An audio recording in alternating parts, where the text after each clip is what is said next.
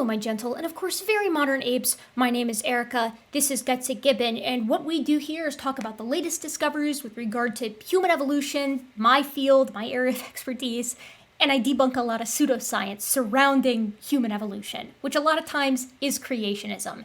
And it's that again today. So I just released a really big video on a topic that is very near and dear to my heart: creationists misrepresenting the human-chimpanzee genomic similarity. Honestly, that video and also its companion video that came out before it are kind of prerequisite watching for this one, which I hate to say, I hate to give you homework. I actually love it. But let me try to put it in a way that I think a very small number of you may understand. I've been playing a lot of Monster Hunter lately with my husband, Monster Hunter World. And in that game, you hunt monsters. And when you're hunting monsters, sometimes they enter into a stage of the fight where they're enraged. And when they're enraged, they hit a lot faster. They kick off way more attacks. They're more dangerous. They might even do more damage. I'm not really sure. Anyways, this video was me in my enraged state about how these creationists have been misrepresenting a paper that is otherwise incredibly cool, and they're just butchering it for fun.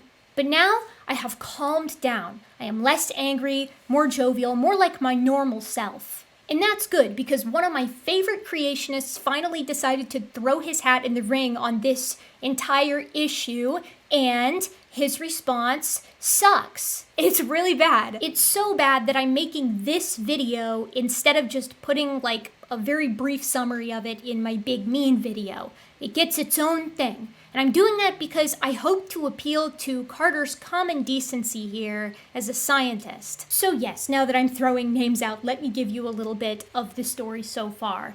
My name is Erica. I'm a fourth-year PhD candidate in biological anthropology, so I study human evolution. That means I have to keep tabs on things that are related to human evolution, and that includes the genetic similarity between humans and other apes. Several years ago, I became aware of a concentrated campaign by a young Earth creationist named Jeffrey Tompkins, who was arguing that humans and chimps aren't actually as similar, genetically speaking, as conventional science would have you believe. Instead of 99% or 98.8% or 96%, this gentleman, Jeffrey Tompkins, argued that it was actually more like 70%, or 80%, or 86%, or 84%, or 89%.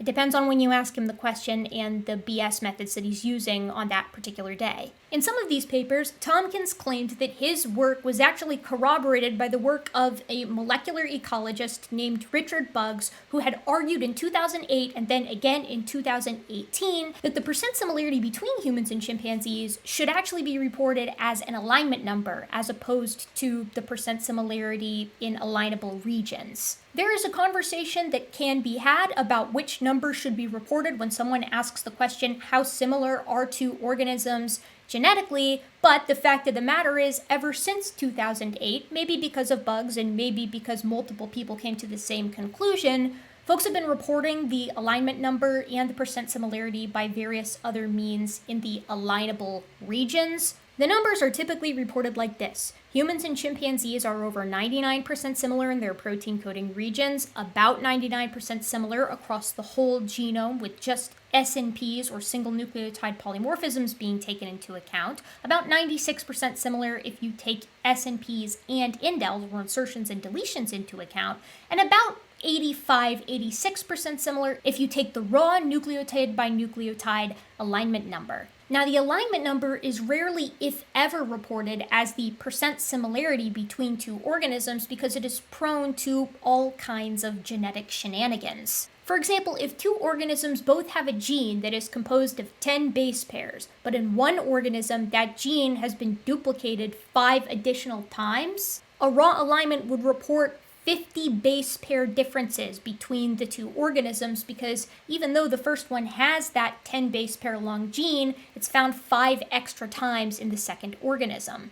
Likewise, if one of those genes were accidentally inverted, that entire gene would be nothing but differences because it wouldn't be able to align anywhere on the first organism because it's backwards. And those types of mutations, duplications, or inversions, in addition to deletions or insertions, aren't uncommon in organisms as mutation types. If those types of mutations happen in the functional regions of the DNA, which make up about 2% of your genome, or the full set of genetic instructions to make and maintain you, it's obviously going to be selected against because it's probably going to be lethal. If it's not, it'll be selected for, but if it's lethal, it's going to be selected against. However, if they happen in the non-functional portions of the genome, no harm, no foul.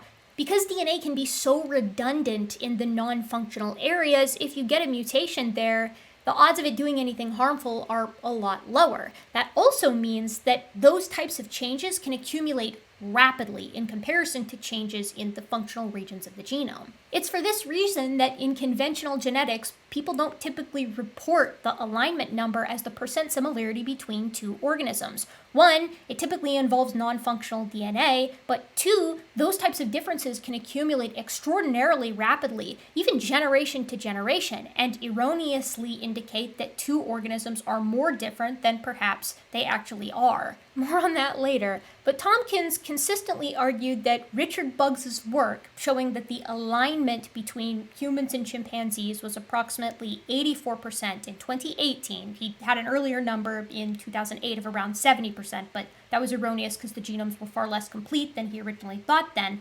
Tompkins felt that Richard Buggs's work vindicated him. Tompkins was like, Buggs got 84%, I'm getting 70 to 89%. We're getting the same thing because we're doing the same kind of work. We're corroborating each other. That was actually not true. Richard Buggs is a pretty good scientist. He does good work in the conventional literature, and his methods were quite sound as compared to those of Jeffrey Tompkins, which were horrifically flawed across almost 2 decades of work. Friend of the channel, Glenn Williamson, or Ruhif actually busted him for using a bugged version of BLAST, which gave him that super low number of 70%. But even after that, the numbers didn't get past 89%, so something was clearly up. Especially because Tompkins made variable claims about the alignment and the sequence identity across several years, and it was always lower than 90%. And he also only ever compared humans and chimpanzees. So I got it in my head, sick of seeing this number, that I was going to test his methods to see how they actually bore out on pairs of organisms that I know a young Earth creationist like Jeffrey Tompkins would accept as related, like rats and mice, for example. I probably don't need to tell you this, but just in case, young Earth creationists believe that God created the Earth more or less in its present state about 6,000 years ago, and that evolution of most types is bad and doesn't work, and that humans do not share common ancestry with other apes. So obviously the human-chimp high percent similarity, no matter what you're looking at, was problematic for Tompkins. He needed to bring it down. I was under the impression that he was doing the same type of work that Richard Buggs was doing. And I said this in that video all the way back then. And that's why I was curious, because I was like, okay, like if Buggs is getting these low alignment numbers for humans and chimps, how low would the alignment be for like rats and mice, or lions and tigers, or macaques and baboons, pairs of organisms that, again, everybody accepts are in fact related? Because if the number that his method spat out for those guys was lower than humans and chimps, no matter what we were actually looking at percent similarity wise, alignment or protein coding, then I think we can pretty comfortably say that humans and chimps are actually related to one another. But it turned out, and this was uncovered a little bit by me and mostly by Glenn Williamson, that no, he wasn't recapitulating Richard Buggs's work. His work was just bad work, and it didn't work in any way, shape, form, or fashion across several years. And I'll add that even using his poo-poo methods, we still showed that humans and chimpanzees are more similar than all these pairs of organisms that young Earth creationists require and accept to be related. I made a big video about it, tooting my horn and saying that Jeffrey Tompkins was super wrong, and that got the attention of one of Tompkins's old colleagues, another young Earth creationist and marine biologist named Rob Carter. Carter and Jeffrey Tompkins are friends, and so it bummed Carter out that somebody was coming out and calling him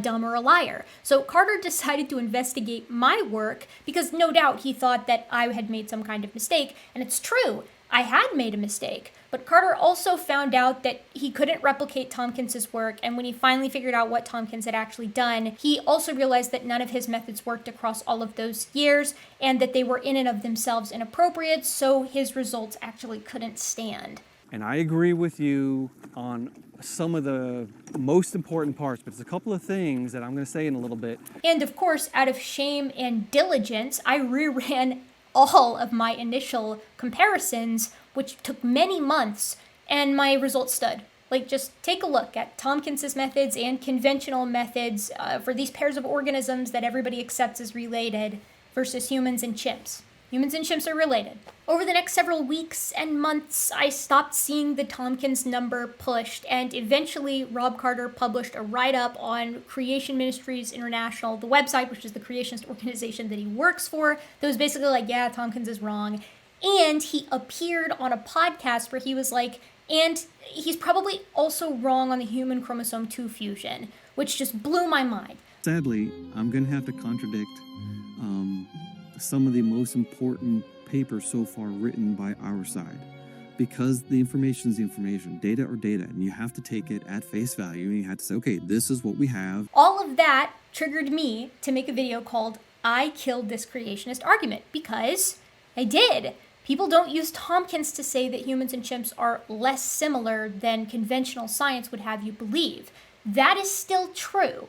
Because remember, the reason Tompkins was wrong wasn't because his number was bad and stinky and nobody liked it. It's because he used BS methods that weren't mathematically or statistically appropriate. That's why he got bodied. Glenn also summarized it in a nice video, so here you can see how each of his papers is flawed and why they're flawed and what number he was sort of spitting out at the time. So all was quiet, all was well with the world, we all agreed Tompkins is wrong. And then a new paper on the complete great ape genomes came out, and I was ecstatic. It's a really cool paper. I started scripting for it. And shortly after I started scripting for it, Casey Luskin, an intelligent design advocate and employee, senior fellow really, at the Discovery Institute, released 12 plus articles on the subject, claiming that this new paper actually reveals once and for all that humans and chimps are only 85% similar. That's just the alignment number. We've had alignment number estimates for many years now. It's a more refined estimate for sure, because the genomes are telomere to telomere for both humans and chimpanzees. But both the human and the chimp was pretty dang complete even in 2018, as Rob Carter actually showed himself. So that actually explains why the estimates in 2018 and in 2020 were pretty dang close. Now, this Great Ape Genome paper did not say, oh my gosh, humans and chimps are actually only 85 or 86% similar to one another. Human evolution is actually destroyed and the creationists were right all along. How could we forget to consider alignment similarity this entire time? We were so blind to look only at these other methods of comparison. We must hide the data in the supplementary material lest people turn away from the religion of evolution. Nope, that's something that Casey Luskin said. I'm obviously being hyperbolic, but not by much. The protein coding percent similarity between humans and chimpanzees actually went up, but the alignment percent similarity between humans and chimps and bonobos, and humans went down. Again, I went over it in depth in this video here, but it turns out if you look at gap divergence or the alignment numbers between humans and chimpanzees, you'll get a percentage of like anywhere from 85 to 87%. But if you use the same method to look at chimpanzees and bonobos, you get 88 to 90%. And if you use the same number to look at Bornean and Sumatran orangutans, you get about 90 to 91%. And if you use the same method to look at percent similarity between two separate humans, and this is both within this paper and using two external papers, you can get a percent similarity between two humans of anywhere from 94% all the way down to 87%.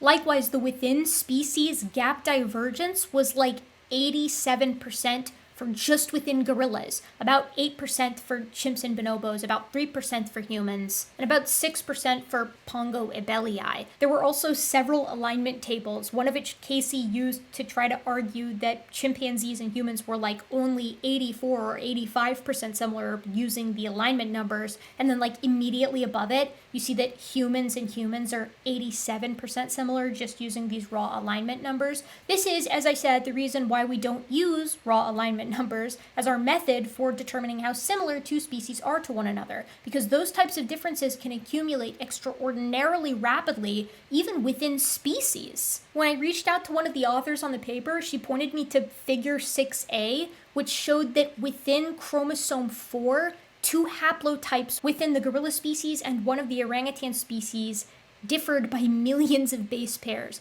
That's the type of rapid acquisition of differences we're talking about here. Differences in the haplotypes within a single individual on the order of millions of base pairs. Again, that's why we don't use the alignment number as the percent similarity. That's why we've never used it. It's not that comparative geneticists are stupid and never considered it. It's that that number and that methodology is incredibly flawed. And that's also why, despite what Casey Luskin wants to say about this being a big conspiracy, that information was mentioned lightly in the main text, but it was primarily found in the supplementary material amongst dozens and dozens of other drafts. Because it's good data, but it's not news. We had estimates for all of those numbers previously. A ton of people picked on Casey Luskin for his gross misrepresentation and, in many people's perspective, outright lies about this paper and its results and its implications, which is why he released so many articles. He was constantly trying to respond to people and, in my opinion, save face.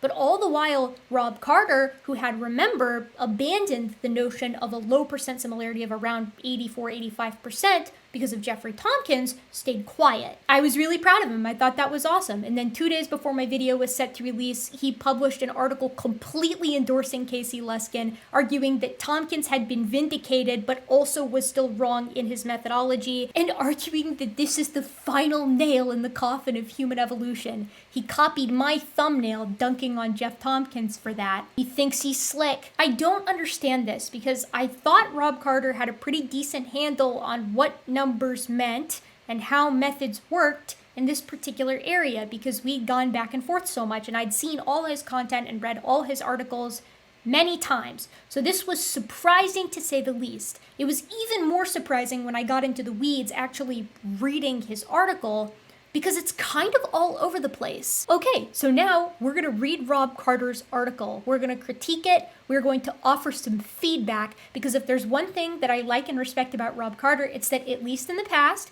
he's been willing to listen to criticism and change his opinion. Of course, he immediately changed it back the second there was any pushback. I guess he didn't even spend 6 ATP trying to think about the implications of what he's saying here, but all the same, I believe that Rob Carter is a good faith actor. There's a reason he's one of my favorite creationists. So I'm going to offer some peer review here, and I hope he will take it into consideration. I'm going to be a lot nicer to him than I am to Casey, because I think Casey is a lying hack, and I think that Rob Carter is a cool guy who does pretty good work some of the time. He's also a young earth creationist, so there's a lot of cognitive dissonance going on there, in my opinion, but that's beside the point.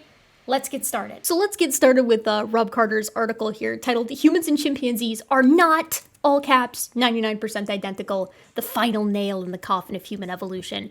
This makes me giggle just because I love it when Rob Carter gets like a little messy, when he gets a little bit sassy. Yeah, I feel like he's tapping into something that he only charges up for every now and again, and seemingly consistently with me.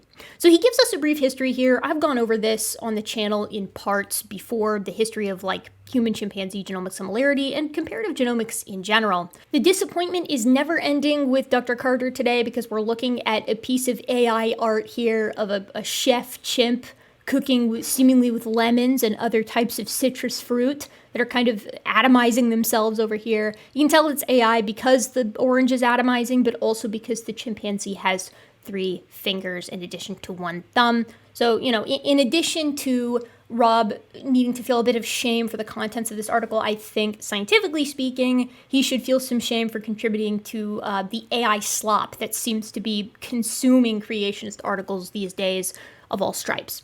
He starts, most evolutionists seemingly accepted the 98 to 99% figure without question, and it has been broadcast across essentially all media platforms since. The only serious challenge came from the creationist community, with only an occasional admission from the evolutionary side. In one of those, the author acknowledged that the myth of 1% and said that the real number is much less. So, all right, right off the bat, we've got a couple of issues here. Problem number one is looming just over my head in the background, right? Under helpful resources, we see the text contested bones. Now, I really hope that this is an editor's choice instead of Rob Carter putting this up here, because I've spent copious hours on this channel, like explaining why contested bones is wrong, is lying, is misrepresenting the scientific community with regard to paleoanthropology a lot.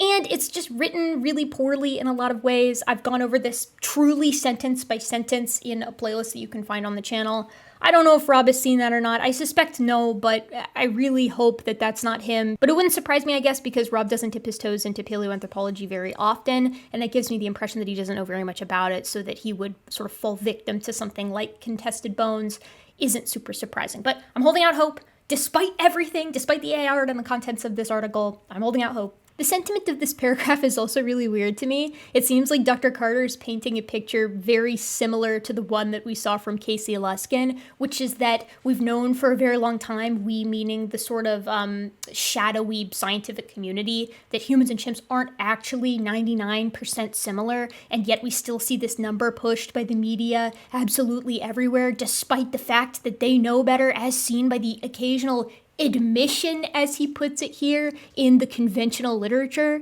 It's not an admission, it's just an article called The Myth of 1% by a scientist who wants to clarify what we mean when we say humans and chimpanzees are 99% similar. Because by some methods of comparison, by many methods, I would argue, we are 99% similar to chimpanzees. In the protein coding regions, or looking across the entire genome, taking only single nucleotide polymorphisms into account, that number stands. And in fact, in many cases, as we saw with the Casey Luskin article, when we went through several of the quotes that he presented in that first or second article of his, out of a dozen, over a dozen, oftentimes these quotes that are saying humans and chimps are 99% similar are clarifying what they actually mean. They're talking about the protein coding regions, or they're talking about the regions of the genome that can be aligned. So something really interesting happened while I was recording this video, and before I tell you that, I would like to go ahead and remind everybody of some pretty critical points that I want you to keep in your head as we read this Rob Carter article. The first is that there are many ways to compare genomes, and the more you move towards the alignment numbers, the lower the percent similarity is going to be. Protein coding percent similarity between any two organisms is probably going to be the highest.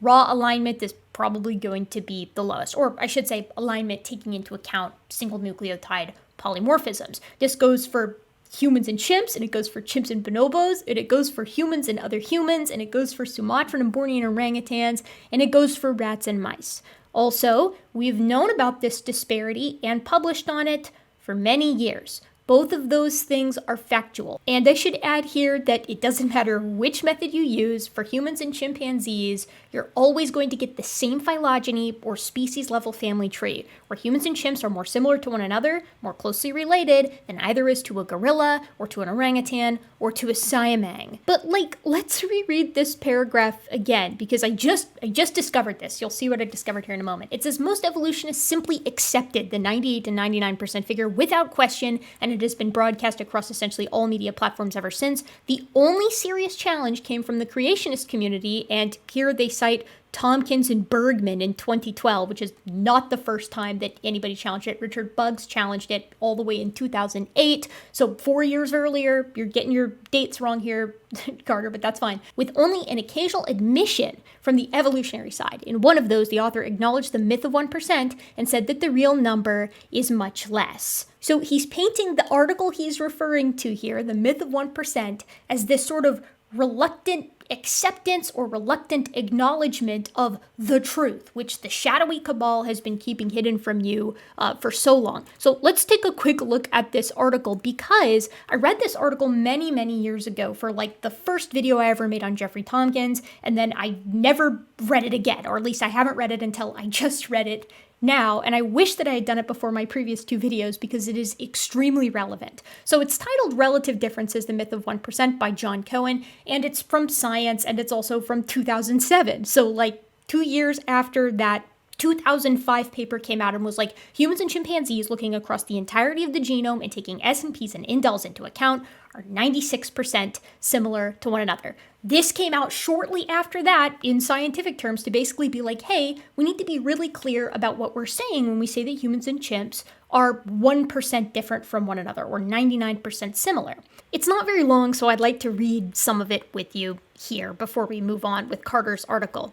It starts off by saying, in a groundbreaking 1975 paper published in Science, evolutionary biologist Alan Wilson of the University of California, Berkeley, and his erstwhile graduate student, Mary Claire King, made a convincing argument for 1% genetic difference between humans and chimpanzees. At the time, that was heretical, says King, now a medical geneticist at the University of Washington, Seattle. Subsequent studies bore their conclusion out, and today we take it as a given that the two species are genetically 99% the same. But truth be told, Wilson and King also noted that the 1% difference wasn't the whole story. They predicted that there must be profound differences outside genes. They focused on gene regulation to account for the anatomical and behavioral disparities between our knuckle-dragging cousins and us.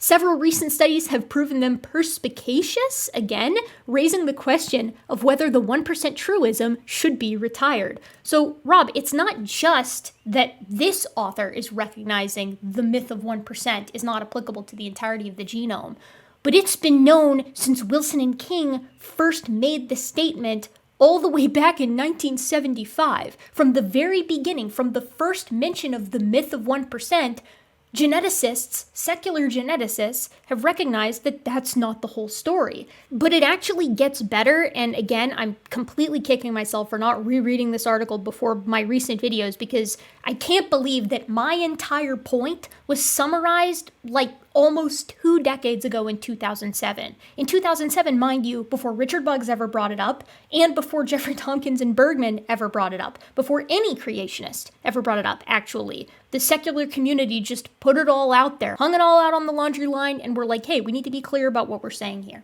For many, many years, the 1% difference served us well because it was underappreciated how similar we are, says Pascal Guenot, a zoologist at UC San Diego. Now it's totally clear that it's more of a hindrance for understanding than a help.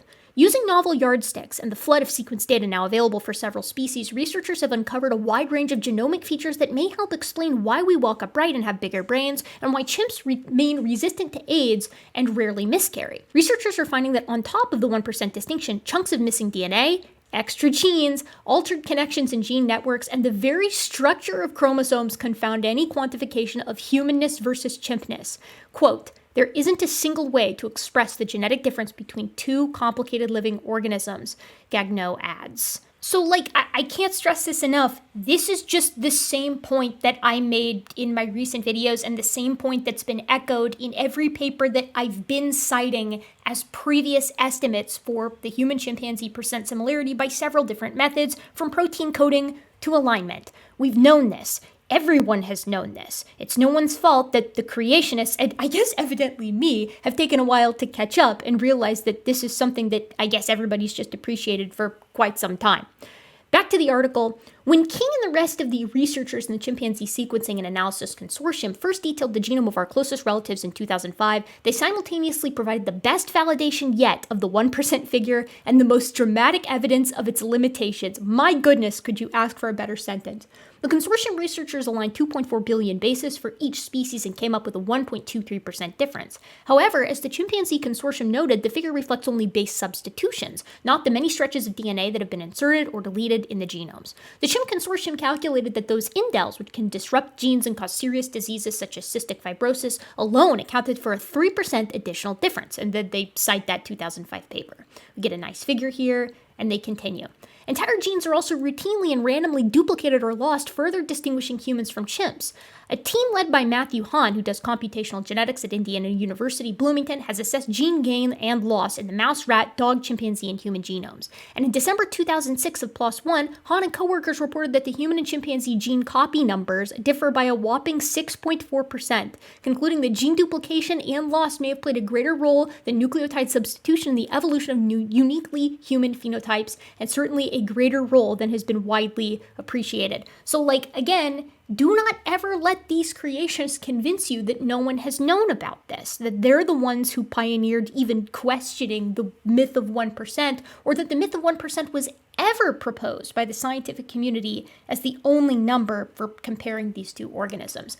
Again, I wish I would have read this before my previous videos, reread it, I guess. They talk a little bit about some more of the ways that people have tried to calculate differences in brains specifically, looking at genes, what have you. But I really like this last line. Could researchers combine all of what's known to come up with a precise percentage difference between humans and chimpanzees? Quote, I don't think there's any way to calculate a number, unquote, says geneticist Svante Pabo, a chimp consortium member based at the Max Planck Institute for Evolutionary Anthropology in Leipzig, Germany. In the end, it's a political and social and cultural thing, how we see our differences. So here's why this little article is important, and the specific reason why I wish I had known about it before and included it in my previous 3.5 hour plus video. Because this thing outlines the specific ways in which we came to find out that humans and chimps, and in fact, all apes and probably most mammals differ from one another, not just at the genus level or even the species level, but even at the individual level. Remember, alignment includes things like large-scale duplications or insertions or deletions or inversions, things that can occur and cause major differences even generation to generation. So I wish I'd mentioned it because it makes that prediction ahead of time, and that's pretty cool. Well before we had really good draft versions of the chimpanzee genome or human genome to even compare to one another. But the other reason is because this thing came out before Richard Buggs even proposed that alignment number should be the number that we're using. And when he proposed that number, he broke it down the percent similarity that was different due to things like copy number variations, etc. But this secular conventional scientific paper came out first, which means, unlike what I previously thought, which is that Richard Buggs's blog post may have spurred some members of the scientific community to say, okay, yeah, it's fair enough, we should probably mention all of these numbers. They've just always known this. They've always known that the numbers are going to differ depending on how you compare things, and they outlined it not just generally in books or chapters or articles on genetics, but in a paper specifically titled Relative Differences, the Myth of 1%, because by 2005, we knew that you could compare humans and chimpanzees, and as the line in the paper said, convincingly support the difference of only 1% for certain comparison methods, but also a 4% difference for other comparison methods. And then they allow for additional methods to come to light, like the alignment number. All before, evidently, a single creationist had ever touched this topic. And we've had good estimates for the percent similarity for all of those methods, ever since. So keep that in mind as we're reading Carter's article here, and also, have that in the back of your mind when you think about this line. In one of these, the author acknowledged the myth of 1% and said the real number is much less. And just to be sure, yep, there it is. That's the paper we just looked at. It wasn't one author, it was numerous scientists who were interviewed for that article, all of which answered in a way that certainly gives the impression that it's common knowledge, that you're going to get a different number depending on how you run these comparisons. All right, Carter continues. Everything seemed to go in circles for a long time. Then the evolutionary biologist Richard Buggs wrote a blog post in 2018 where he concluded that less than 85% of the chimpanzee and human genomes matched letter for letter. This was based off of a paper he was about to publish with one of his newly minted PhDs, Josiah Seaman. That paper seemed to indicate that a 96.6% similarity occurs only after cutting out the centromeres, telomeres, all copy number variations, and about 300,000 small insertions and deletions, accounting for about 2 million letters in each genome, and an additional percentage of DNA that resisted alignment. Yes, humans and chimpanzees do share a lot of DNA, but when you include what they don't share, the percent identity drops significantly into the low 80% range. Hey, this is also not correct. You can find the numbers for Buggs' estimation information in his 2018 blog post, which was around 84% if memory serves, as well as in his paper, which is also around 84% for the alignment. Now, my understanding is that indels are included in this 96.6% number, right? The 96% number is taking into account SNPs and indels. So I don't think Carter is correct here when he says 300,000 small insertions and deletions for about 2 million letters in each genome were not taken into account or were cut out for this 96.6% similarity. But again, we need to appreciate what's going on here. So first of all, Bugs is not the first person to propose conceptually that alignment numbers are going to be lower than the percent similarity once the two genomes are aligned. We already saw that. But second of all, these 2020 alignment numbers proposed by Richard Bugs, or earlier in 2018 if we're using his blog post, are not the first alignment numbers that we have access to. I said this many times, but here it is again, so you can pause it and check it out. It's very clear the kind of narrative that Carter is trying to weave here, and it's very similar to the one that we saw with Casey Luskin, which is that it's now at long last that we have these complete, non-humanized genomes and a novel methodology, we can tell the true difference between humans and chimpanzees, and that's the reason why it's so much lower than we previously appreciated. And no, that's not true. And here's the part that's a little alarming to me. Rob Carter knows that this isn't true. And I know that he knows that because he's just on camera expressing many of the things that I've already expressed in this video several months ago. Here he is talking about the completeness of the genome and how it got much more complete for the chimpanzee between Cronenberg 2018 with Pantro 2 all the way to the most recent version of the chimpanzee genome, Pantro 3. But if I do that for the second chimpanzee genome, Pantroglodytes 2, which is Pantro 6 that Eric called and Jeff called it Pantro 6, I get one with a lot of red, but it's mostly black. But the reds are scattered all over the place.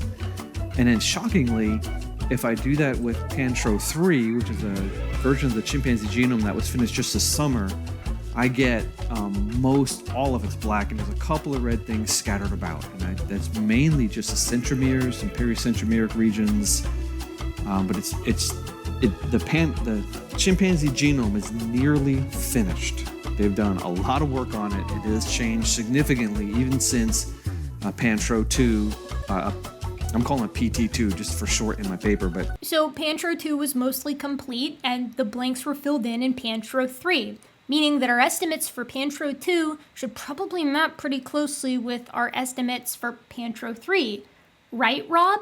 He also talks about Richard Bugs and Richard Bugs' 2020 paper with semen and, what they discovered. And so all of a sudden everyone says, oh, look at that. Even Richard Bugs doesn't believe it's 85%. He's now saying it's 97%. No. Because if you parse all those numbers, there's a lot of letters that are left out.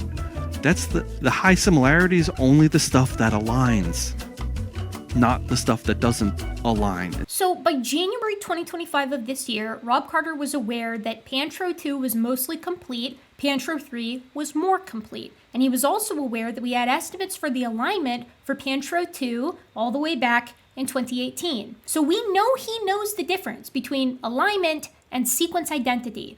And he summarizes this all together in a nice little line. Going forward, if both sides acknowledge what I'm about to say, I think it's going to help everybody. We actually need three numbers.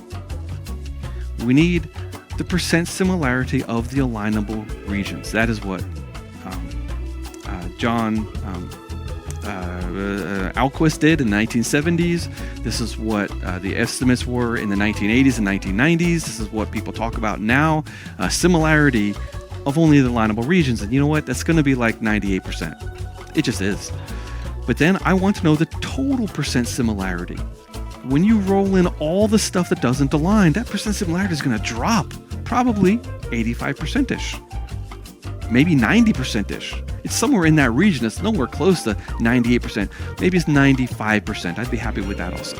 But it's lower than the 98% we hear so often. Rob knows the difference. That much is clear. I would not think so little of him at this point to think that he doesn't know the difference between alignment and sequence identity. Although he doesn't, I don't think, know or appreciate that other people, like outside of just Richard Buggs, have made estimates in the past, including alignment numbers. Keep that in mind. It's going to be important for the rhetoric and optics of Dr. Carter in his article here. Carter titles this next section, New Study with Complete Data, and this is immediately giving us the impression that the new data that we're dealing with in you and colleagues' paper is so much better, so much more complete, that it's going to justify what should be these groundbreaking findings. But Carter has already shown us himself with his own work that the newest chimpanzee genome, while more complete, is not like orders of magnitude or like substantially more complete to the degree that we should expect wildly different estimates for all of these methods of comparison.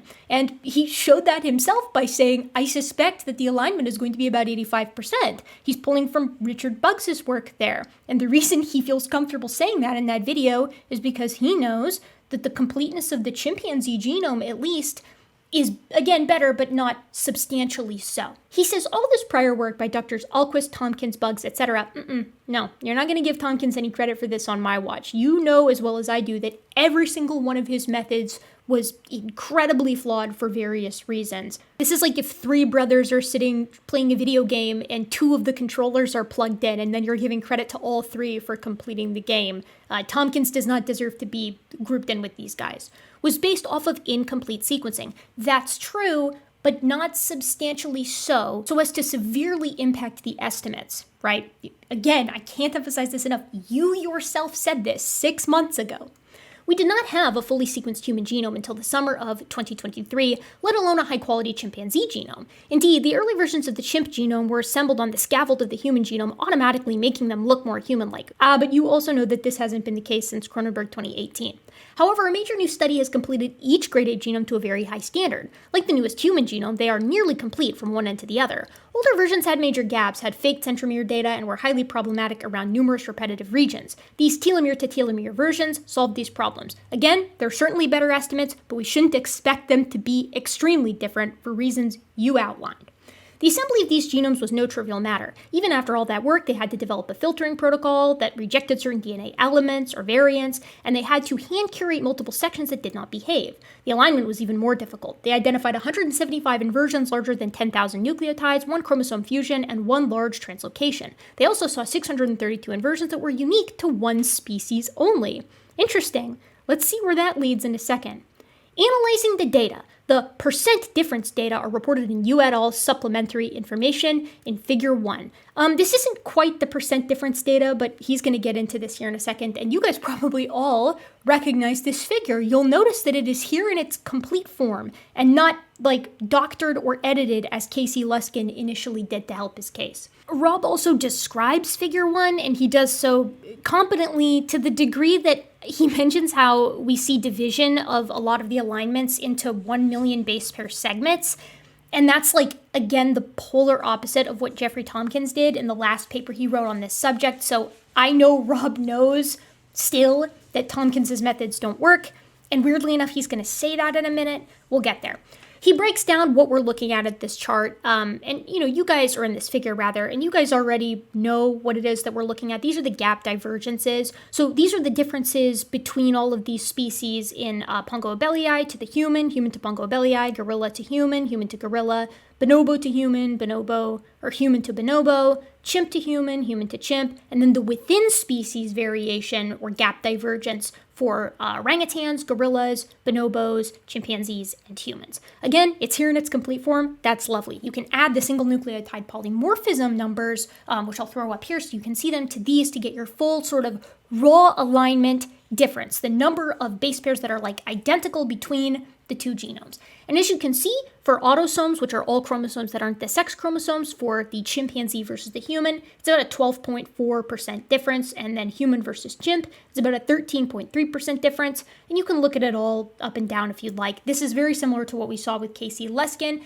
and this is the reason why every creationist that you've heard of is saying that now we know at long last that humans and chimps are actually like 15% different from one another, but that's not true. As I've said many times before, the gap divergence or alignment number is a different method of comparison than comparing the alignable regions and looking at the whole genome, including SNPs, including SNPs plus indels, or just looking at the protein coding regions. And this is something that was noted in 2007, and it was also something that was noted by Rob Carter and Richard Buggs, and in several other papers that I've already mentioned many times, which have reported alignment numbers in addition to these other methods of comparisons. And this is the case not just for humans and chimps, but for other pairs of animals, like tigers and house cats. So given all that, what exactly is Rob Carter reporting here?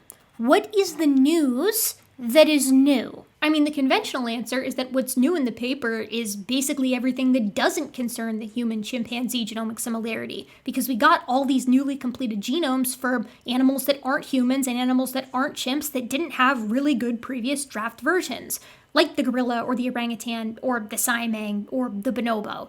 But Carter has done this really interesting figure here, in figure 2 as he's labeled it, where he's basically taken the information in this supplementary figure, gap divergence, as well as the one for the S and Vs in the original paper, and he's just calculated a bunch of numbers and put them all into an easy peasy place, with green being higher similarity and red being lower similarity. And then he's got the autosomes, the X chromosome, the Y chromosome, and he's got comparisons of humans to a bunch of different other apes, as well as the reverse for the gap divergence only, the S and V only, the sum of the two, the proportional difference, and then the total divergence over here.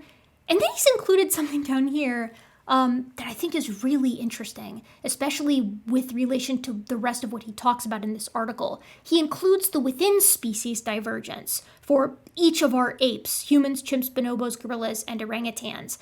It's only for the autosomes, but that's because it's only reported for the autosomes. And the reason I think this is interesting is obviously because this is what Casey Luskin omitted. So if we will recall, Casey Luskin is the one who kicked all of this off, a Discovery Institute intelligent design proponent, and here's the status of the article as it stands, where he reports on this figure, and here it is in all of its glory, with a gigantic explanation, not a mea culpa, but an explanation as to why, in the original version of this article, using the Wayback Machine here, as you can see, he just deceitfully edited out the figure, chopping off basically the entire bottom portion, or all of the within-species gap divergence. So we don't see the within-species gap divergence for orangutans, gorillas, bonobos, chimps, or humans.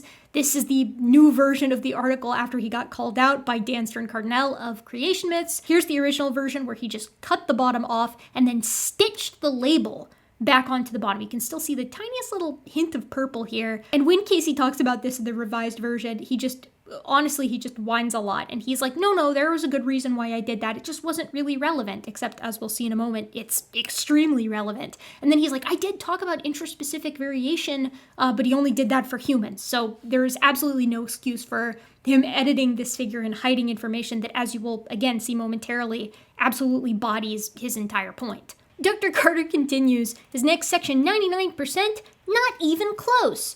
This is a big deal. Is it? Because these numbers aren't different from the estimates that we've had previously that you yourself have reported. Now, granted, you're reporting them from Richard Buggs and from his blog post instead of the paper that he actually talks about the alignment number for, or other papers like Marseille and colleagues. But I fail to see why this is a big deal. And I think the only reason you would think that it was is if you didn't know the history very well. Case in point, the authors know the history better than anyone else, and it wasn't a big deal to them. And I know because I asked them. He says, first, many commentators have claimed that this proves that humans and chimpanzee genomes are only about 85% similar. They are spot on, but you would not know it from the major headlines, nor can you easily find the information in the published paper. Instead, you must drill down into more than 100 pages of detailed supplementary information to find the relevant information. That's not true.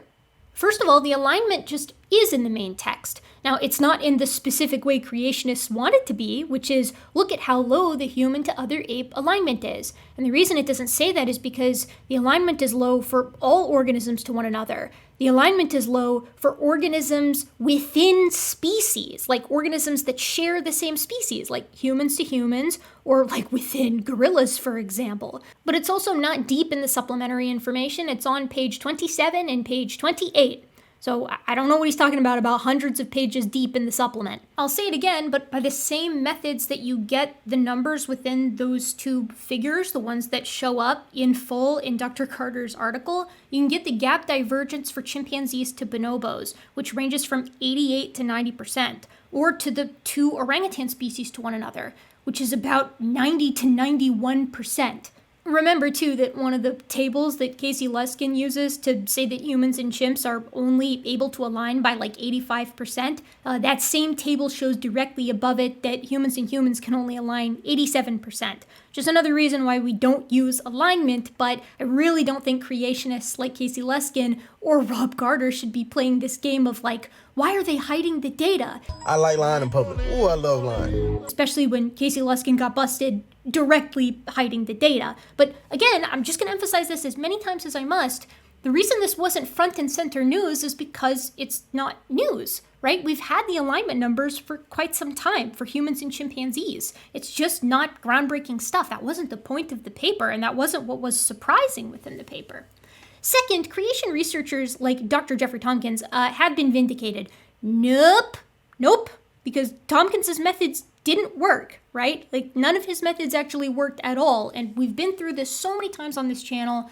Carter himself showed that Tompkins' work is, like, statistically abhorrent. It doesn't actually stand on its own, and he mentions all of this again in that podcast and in a separate article.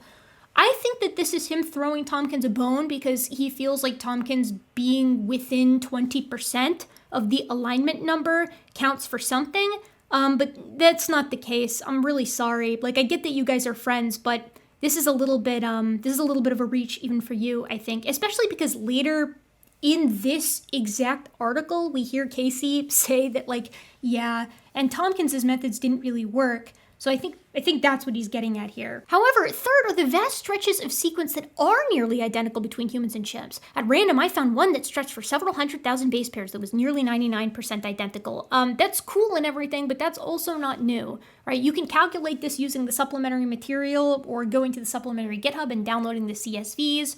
None of the numbers, again, changed. We've known this. We've known that huge portions of the human and chimpanzee genome have like 99% similarity to them. It's just not front and center news, just like the alignment numbers aren't, because it's not brand new. Everybody's already had an idea of this.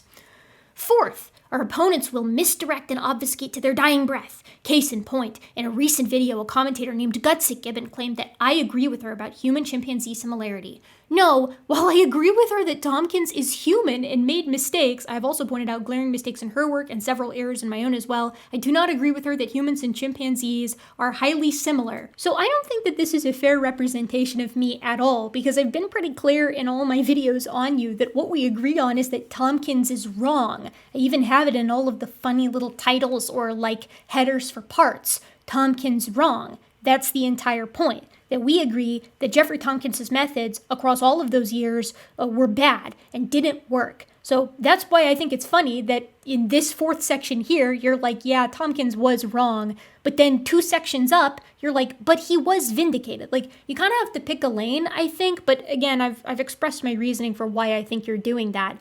More importantly, though, I do not agree with her that humans and chimpanzees are highly similar. Okay. So then what we can take from this is Rob Carter thinks that they're highly different or highly dissimilar on the basis of genetics. That's the whole point of this. I have to believe that that's part of it. And given the context of this article, I think that we can safely say that Dr. Rob Carter thinks that humans and chimpanzees are sufficiently dissimilar, genetically speaking, to warrant them being separate creations. He doesn't agree with me that they're similar, so he must think that they're dissimilar. And that's on the basis of stuff like this. Humans and chimps, with the gaps being 13.3% different, or 14.9% different with the sum, and so on and so forth. So let me ask a quick question. What the hell does he do with this? The within species differences amongst gorillas being 13.8%. That's a higher gap divergence than the human and chimpanzee gap divergence of 13.3%. By the logic of Rob thinking that this number, 13.3, is very dissimilar, I have to believe that he also thinks 13.8, which is a bigger number, is also very dissimilar. So is Rob saying that gorillas are themselves different creations? Like within gorillas, there are separate gorilla-created kinds? Is that seriously where they're going to take this? By the way, just for people who are keeping up at home, this information here, the gorilla gap divergence being higher than the chimp-human gap divergence, that's the portion that Casey Luskin cut out of the original article. So here it is in the new version of the article. Here's the older article. It is cut out because obviously it doesn't even need to be said. If the within gorilla gap divergence is greater than the human-chimp gap divergence, it kind of makes the human-chimp gap divergence being like 13.3% seem a little less impressive, doesn't it?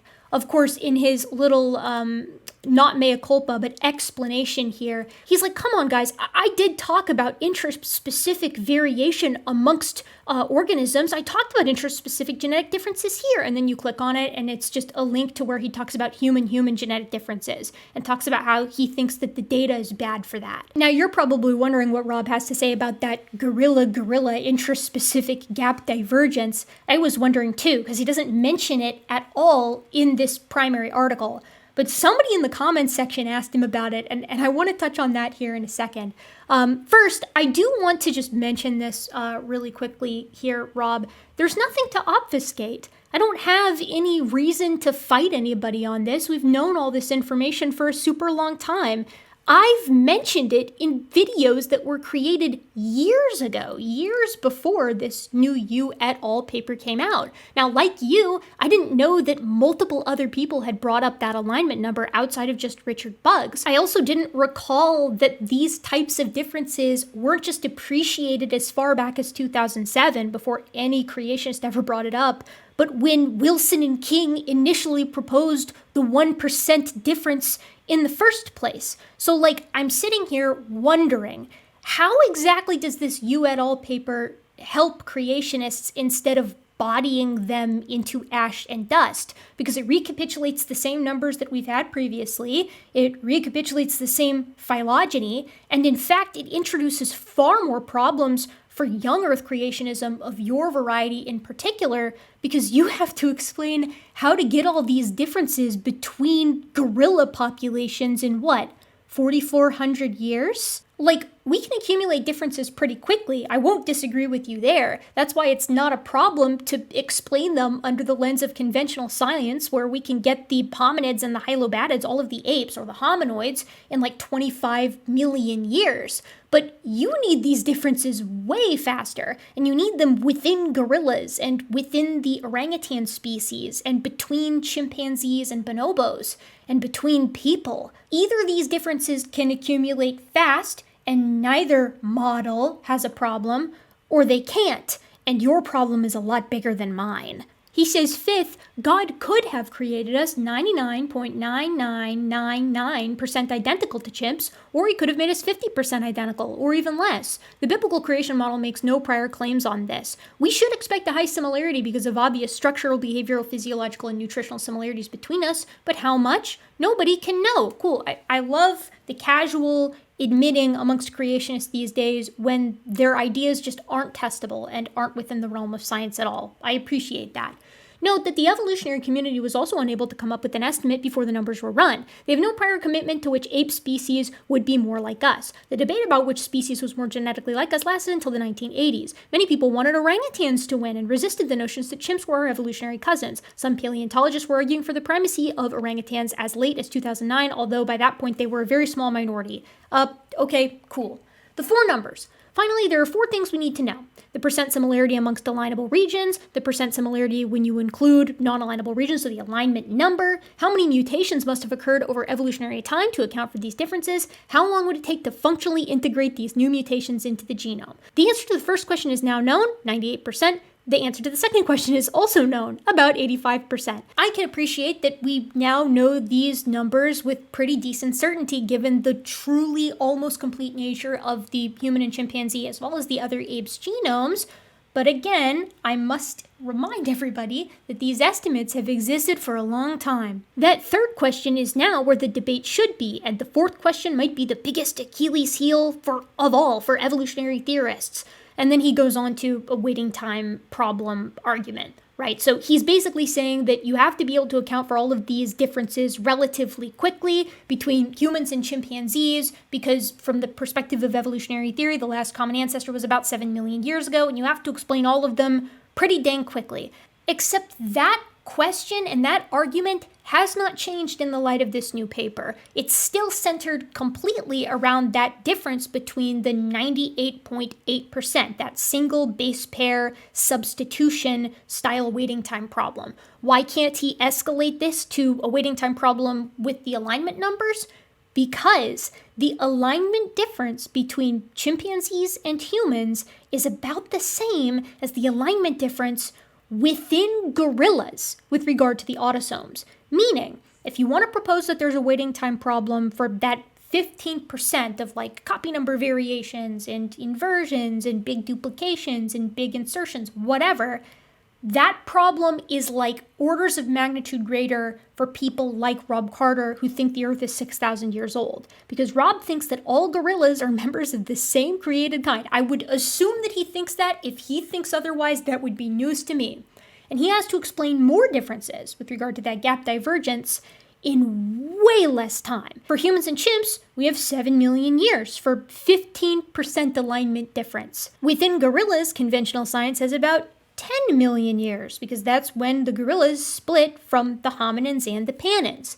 But if you're Rob Carter, you can say that the human and chimp stuff doesn't matter because those are separate created kinds. But all gorillas are the same kind, so you have to explain about a 15% difference, not in 10 million years, but in 4,400 years. Uh-oh, I don't think you can do that. Now, if you are hip to the young Earth creationist sort of vibe here, then you know exactly what they're going to say. They're going to say, it's genetic entropy. That's how we can explain all of those differences that quickly. It's just massive amounts of genetic entropy. Genetic entropy isn't real. I've gone over this on the channel. It is not a real biological phenomenon, certainly not in the sense that creationists mean it. But it also doesn't work for the gorilla, because we're not looking at genetic degradation. Their genome is bigger than the other apes. You can find this in figure 2a, where we can see the structural differences in gorillas versus all of the other apes, including humans, Panpaniscus or the bonobos, Pantroglodytes, the chimps, Pongo pygmaeus, and Pongo bellii are 2 orangutan species. But they also just say it outright in the supplementary material when they're trying to explain why gorillas are just so different from everything else. They explain the autosome single nucleotide variation divergence here, and then they get into the gap divergence. They say autosome gap divergence showed different trends as it was highest for human gorilla. The within species autosome gap divergence was also highest for the gorilla, 13.8%, which could be due to the assembly, larger number of contigs, SVs, or mobile elements. And just to be sure, I asked the authors point blank. The difference within gorillas is primarily due to these massive repetitive regions within gorillas specifically, who are the most repetitive of all of the apes, and evidently have one of, if not the biggest of the ape genomes. Craig W. in the comments of this article thought the same thing. He says, is the 15% genetic difference between individual gorillas something that concerns you? That doesn't seem like something that would be predicted by the YEC model, correct? I obviously can't speak for all creationists, but I suspect the majority would say that all gorillas are of the same kind and descendant from the same pair that got off the ark, or at least that's what I was led to believe. Is there a model where there were 2 pairs of gorillas kept on the ark, each as their own separate kind? I'm unsure why that would be necessary, but if we are to believe a 15% difference over 3 million years is too much for the evolutionists to explain, I can't see how a 15% divergence over 4,000 years is explainable.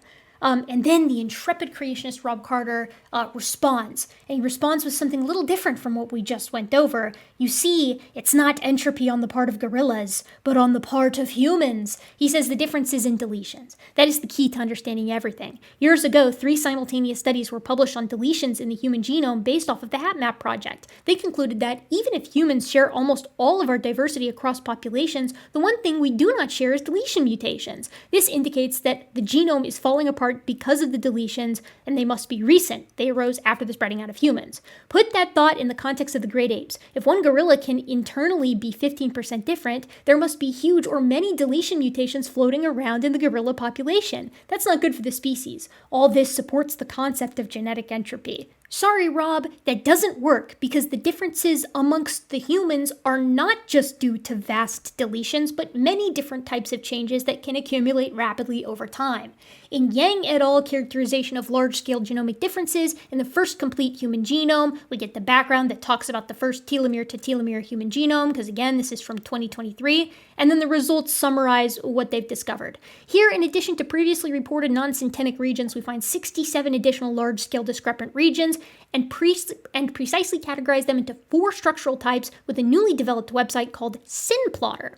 The discrepant regions, 21.6 megabase pairs, excluding telomeric and centromeric regions, are highly structurally polymorphic in humans, where the deletions or duplications are likely associated with various human diseases such as immune and neurodevelopmental disorders. The analysis of newly identified discrepant regions, the KLRC gene cluster, showed that the depletion of the KLRC2 by a single deletion event is associated with natural killer cell differentiation in 20% of humans. Meanwhile, the rapid amino acid replacements observed in KLRC3 are probably the result of natural selection and primate evolution. Our study provides a foundation for understanding large-scale structural genomic differences between 2 crucial human reference genomes and is thereby important for future human genomic studies. So we're not just looking at deletions. But if that weren't enough for you, let's check out telomere-to-telomere Yao, a telomere-to-telomere assembled diploid reference genome for the Han Chinese. We've all seen this one before, and these guys talk about some differences that are certainly well outside the realm of mere deletions. They elaborate. The quality of telomere-to-telomere Yao is much better than all of those currently available diploid assemblies, and its haploid version, T-to-T Yao HP, is generated by selecting the better assembly for each autosome. Basically, it's a super complete genome. They go on to say, derived from an individual living in the aboriginal region of the Han population, T-to-T Yao shows clear ancestry and potential genetic continuity for the ancient ancestors. Each haplotype of T-to-T Yao possesses 330 megabase exclusive sequences, 3,100 unique genes, and tens of thousands of nucleotide and structural variations as compared with CHM13, highlighting the necessity of a population stratified reference genome. So this does not sound like exclusive deletions to me, Rob. But oops, Rob, the main text goes over it a little bit more. To investigate the overall genome dissimilarity between the 3 haplotypes, we further compared their K-mer composition. So they're specifically looking at large-scale structural variations here. A thorough analysis of the SVs, 50 to 100,000 base pairs long amongst the 3 haplotypes in a pairwise manner. So let's see what some of the big structural variations that they found were. First of all, obviously the 2 haplotypes that were a part of this diploid Han genome were much more similar than either were to the other external, fully complete human genome. The SVs between the maternal and paternal are 21,453, fewer than their comparison to the haploid human genome that was completed that Rob was mentioning earlier, indicating closer genome similarity amongst the Yao's haplotypes. That makes sense. We further investigated the larger SVs and identified 91 and 83 in the maternal and paternal haploids respectively when compared to the human-like complete reference genome, CHM13. A fraction of the 87 and 76 were located in the autosomes, much longer than 70 structural variations between maternal versus paternal comparison. The difference is mainly due to larger inversions and translocations in Yao versus CHM13 pairings than those between maternal and paternal, making their total length millions of base pairs longer. That doesn't sound like deletions on the human part there, Rob. It's a little bit different than what you were just saying about the HapMap data. The largest inversion that we identified, which spans 4 megabase in length, is located on the short arm of chromosome 8 of both Yao haploids when compared to CHM13. Careful verification of the assemblies in both maternal and paternal haploids of Yao shows strong support for multiple coverages of HiFi and ONT reads in comparison to breakpoints in CHM13, which are entirely devoid of reads. Down in the conclusion or the discussion, they sum things up. The differences between both Yao haplotypes to CHM13 are much greater than their in-between differences in terms of ancestry markers, exclusive sequences and genes, K-mer composition, sequence level variation, and structural variations. The inter-ethnic difference, which has long been underestimated due to preoccupation with the incomplete genomes assembled from short-read sequencing data, may contain significant genetic features associated with ethnic populations, diseases, and various phenotypes. Their previously unknown distinct sequence and structure variations in Yao would undoubtedly provide valuable insight and further our understanding of human genomics and its application to clinical medicine. I'm no geneticist, and my history speaks for itself. It's possible that I'm bungling my understanding here, but my read on this is that Rob's explanation of deletions being responsible for intraspecific variation it doesn't hold any water at all. There are many different types of differences that can arise very quickly within lineages in areas of the genome that don't seem to do much. They don't really contribute to the overall similarity between organisms. This is why humans are so similar to one another, and incidentally, why races aren't real biological entities. But what this also means is that you can't use those types of differences, the differences in alignments or structural differences, to claim that humans and chimps are actually way more different than we previously thought. That also gets you on the within gorilla differences. Now, humans aren't chimps and chimps aren't humans, so some of the differences between us are real bona fide functional differences, obviously. And they obviously have something to do with the massive amount of success that humans have had here on planet Earth. But the majority of the differences between humans and chimps, as we've seen throughout this entire saga, are also found within gorillas or within two humans or within chimpanzees or within orangutans. It's these rapidly accumulating deletions or duplications or inversions or insertions that can happen with just one mutation, and yet thousands of base pairs can be impacted. But unless genetic entropy can explain all of those differences, I really don't think that Rob is going to have any success appealing to that for the differences between gorillas, while simultaneously saying that the differences between humans and chimps, which is a smaller number, at least regarding gap divergence, that those actually can't accumulate. The gorilla stuff can, but the human chimp stuff can't. Again, we're talking about differences of the same type, or kind, if you will. Now, he goes on to do the waiting time problem here. Again, this isn't going to help him because of the types of differences. But there is something that's a little bit interesting to me here when he's talking about the waiting time problem. Dan Stern Cardinal of Creation Myths has done the waiting time problem to death, so please check that out there.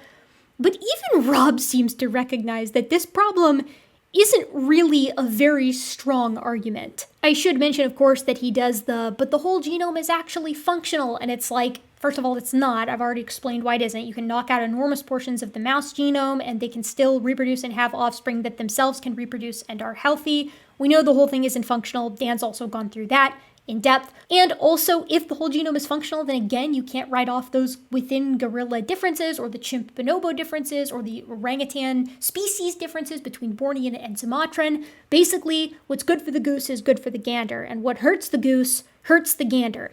Any mechanism that these guys are going to propose that is a limit for humans and chimps or helps the differences within gorillas, that's going to work in the opposite direction too. So they're kind of between a rock and a hard place. But with regard to solutions to the waiting time problem, we get this fun line from Rob where he says, given many millions of point mutations and tens of thousands of insertions, deletions, inversions, and duplications, can they explain this in an evolutionary context? Because he does throw conventional science a bone here, and he's like, okay, yeah, you can actually impact lots of base pairs all at once. You can knock out tons of different base pairs with a single mutation. And then he says, they can explain some of the differences in their models, but those models are often quite simplistic. He's basically just like, I don't think the models are good enough. Okay, I don't really care about that, right? And again, this new paper has kind of created more problems for you because the differences in humans or in the gorillas, they're not all due to deletions. You guys have to explain that in 4,400 years. So after he gets off his waiting time problem soapbox, which again, the waiting time problem has been dealt with other creators here. I don't feel the need to rehash it. I'm the human chimp person, not the waiting time problem person. But check the link in the description. Dan Stern Cardinal has talked about Rob Carter with relation to the waiting time problem specifically too.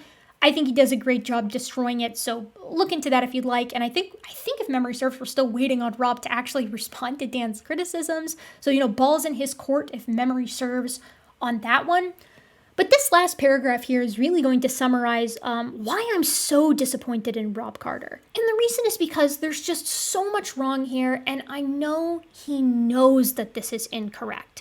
Right? I know he knows better than this. He's demonstrated that multiple times. In fact, you've heard him demonstrate this in videos that I've played for you here in this video. He says, this is a massive problem even for the 1% crowd, meaning the waiting time problem. Now that we know that the human chimpanzee genomes are more than 10 times more different than they thought, the problem of evolution only becomes that much more difficult. Rob, that's a different number. You know better than anybody that the 1% number and the alignment number, which is 15%, both of which have existed for like over half of a decade. But like those are different things. Don't fall into the same trap that Luskin fell into. The 1% hasn't been superseded by the alignment number. They're measuring different things, different methods, different numbers, decades old. We've known about these for quite some time. You've known about them for quite some time, Rob. So I don't know why you're making this article as bad as it is, given your expertise, your background in this subject. He says, this is one of the greatest scientific discoveries that supports the biblical creation model. Wow. He could be referring to a lot of things here. I hope what he's getting at is that same waiting time problem that he thinks the waiting time problem is like the greatest support for creationism ever, or young earth creationism, whatever. Because he can't possibly be meaning anything that came out of this new paper, right? We've seen that he knows the difference between alignment and percent similarity at sequence identity levels, depending on which method you're using. We know that he knows that alignment numbers around 85% have previously been proposed by people like Richard Buggs. We know that he has a good grip on how complete the chimpanzee genome has been throughout the years. And so we know that he understands that there's no reason to suspect that the estimates in the new paper should be different, substantially at least, from the older estimates, right? They'll be refined, but they shouldn't be substantially different. We know he knows that because he's been on camera saying that. And yet, this sentence is ambiguous enough to lead the reader to believing that he might be talking about the results of this paper, that Rob might be joining the Casey Luskin bandwagon and implying that this paper, like once and for all, shows that humans and chimps are 15% different or only 85% similar. Given we've heard from the horse's mouth that Rob Carter understands the background for a lot of this stuff, I'm left with kind of two options.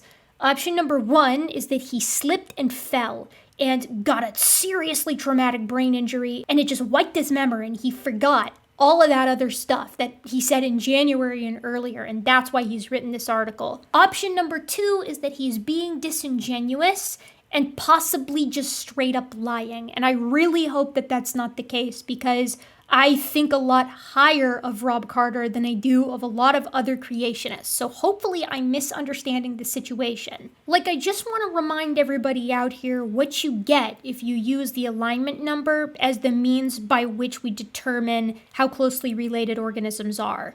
First, humans and chimps are still one another's closest relatives, being more similar to one another than either is to a gorilla, and also being more similar to one another than other pairs of organisms that I know creationists like Rob Carter accept as related, like dogs and foxes, or tigers and domestic house cats, or rats and mice. Like, to be clear, their alignment number appears to be lower than the human and chimpanzee alignment number, taking absolutely everything into account and treating every difference as a difference, which, again, that's not what comparative geneticists tend to do, because we've talked about how quickly these types of differences can accumulate, but like, if you want to do it that way, it doesn't help the creationists. So for that reason, I am choosing to believe that that sentence is referring to the waiting time problem.